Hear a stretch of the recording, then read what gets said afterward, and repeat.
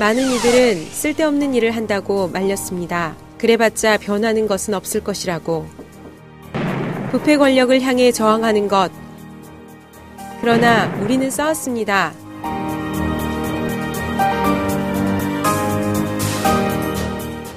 그리고 한때 부패공화국이라 불렸던 한국 사회는 2010년 현재 부패방지법 제정 등 반부패 제도가 갖춰졌고 차떼기와 같은 노골적 부패가 개선되었습니다.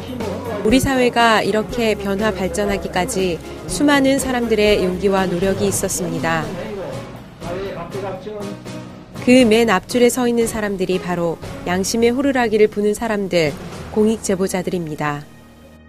자기 스스로 부끄러움을 아는 것이 생각됩니다.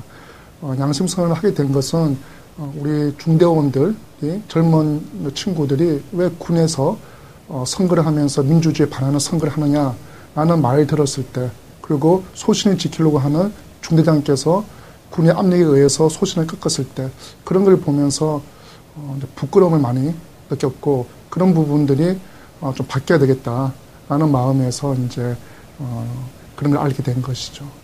남에게 드러내놓고 얘기해도 부끄럽지 않은 사실, 그걸 양심이라고 얘기할 수 있을 것 같습니다.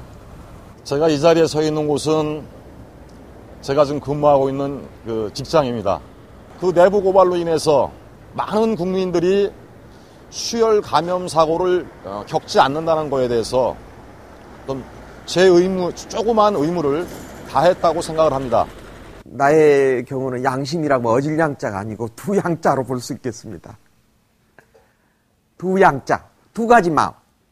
오히려 사건을 접했을 때 이것을 풀어야 되냐 말해야 되냐, 그 두 가지 마음이 한 6개월간 갈등했다는 거죠. 그런데 저 역시 감출 수 있으면 감췄을 거예요. 그런데 이 사건은 감출 수 없는 사건이었기 때문에 제가 그냥 고발하게 된 거죠. 미국과 유럽에서는 내부 고발자를 휘슬블로어라고 부릅니다. 호루라기를 부는 사람이란 뜻으로 조직 내의 비리나 문제를 고발하는 사람들입니다. 우리 사회뿐만 아니라 다른 나라에서도 큰 파장을 일으켰던 역사적인 사건들 중에는 용기 있는 한 사람의 제보에서 출발한 경우가 많았습니다. 공공의 이익을 위해 용기 있는 결정을 내렸던 사람들, 그들이 낸 양심의 소리는 우리 사회가 조금 더 투명하고 조금 더 공정해지기 위한 작지만 큰 힘입니다. 그의 증언은 250조 원이라는 천문학적인 배상금을 이끌어낸 담배 소송의 기폭제가 됐다. If you ask me, would I do it again? Do I think it's worth it? Yeah, I think it's worth it. 1990년 업계 로비로 재벌에 대한 감사원 감사가 중단됐다는 사실을 폭로한 이문옥 씨. 1992년 군 부재자 투표 부정을 세상에 알린 이지문 씨. 삼성그룹에 대한 특검과 이건희 회장의 퇴진을 불러왔던 김용철 변호사의 특히 내부 고발은 특성상 범죄 적발 가능성이 매우 높고 무엇보다 부패를 사전에 예방하는 기능을 합니다. 사업가와의 골프 여행과 명품 쇼핑이 드러난 것도 내부 고발자의 힘이었습니다. 그러나 공익제보자를 투명사회의 버팀목으로 보기보다는 조직의 배신자로 보는 시선이 여전하며 많은 공익제보자들이 소속기관 등으로부터 압박과 피해를 받습니다. 윤석열 전 국세청장을 비판한 글을 내부 게시판에 올린 국세청 직원에 대해서 파면 결정이 나왔습니다. 게시판에 비판글을 올린 나주세무서 김동일 계장을 파면하기로 결정했습니다. 최근에는 정부의 잘못된 정책을 비판하였다는 이유만으로 탄압을 받는 새로운 유형의 공익제보자도 생기고 있는 상황입니다. 이명박 정부 들어 공익제보와 양심선언은 더욱 탄압받고 위축되었습니다.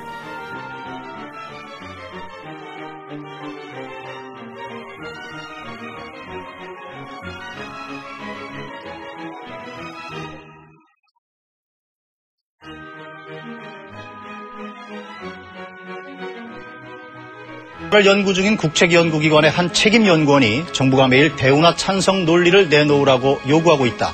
이렇게 폭로를 했습니다. 이 연구원은 불이익을 각오하고 실명까지 공개했습니다. 정부 용역으로 대운하를 연구 중인 한국건설기술연구원, 김희태 박사가 인터넷에 올린 글입니다. 정부의 4대강 정비 계획의 실체는 운하 계획이며 운하 건설로 인한 대재앙은 명확하다고 적었습니다. 참여연대는 1996년부터 공익제보자 지원단을 만들어 공익제보자에 대한 지원과 부패방지 제도 혁신운동을 해왔습니다. 기본적으로 내부자 제보자들에 대한 어떤 보호 법률과 그들에 대한 보상이 제도적으로 보장이 돼야 된다고 보고요. 또 우리가 사회적으로 보면 보통 내부 제보자는 일종의 왕따 당하는 그런 분위기가 있거든요. 뭐 고자질한 사람처럼. 근데 실제로는 이제 내부 제보자가 미치는 사회적 영향이 워낙 크기 때문에 이분들 우리가 격려하는 그런 노력을 하지 않으면 안 되는데요. 그래서 미국 같은 경우는 A Few Good Men이라고 하는 영화가 만들어지기도 했고요. 또 우리 이번 그 참여연대에서 내부 제보자, 공익 제보자 이 상을 드리잖아요. 뭐 이런 일들이 저는 굉장히 필요하다고 생각합니다. 우리 시대 진정한 용기를 가진 의인 공익 제보자.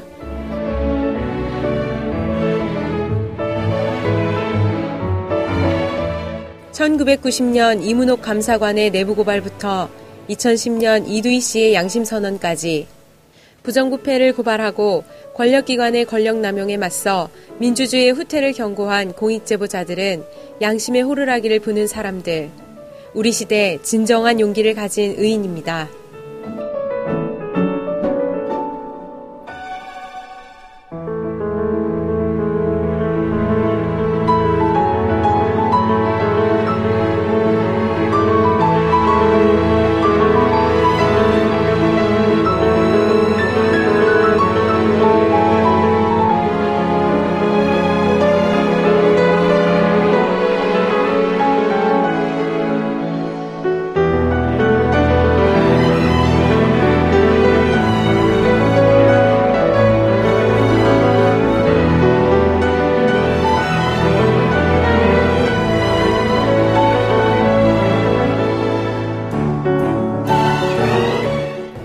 빛과 소금이다.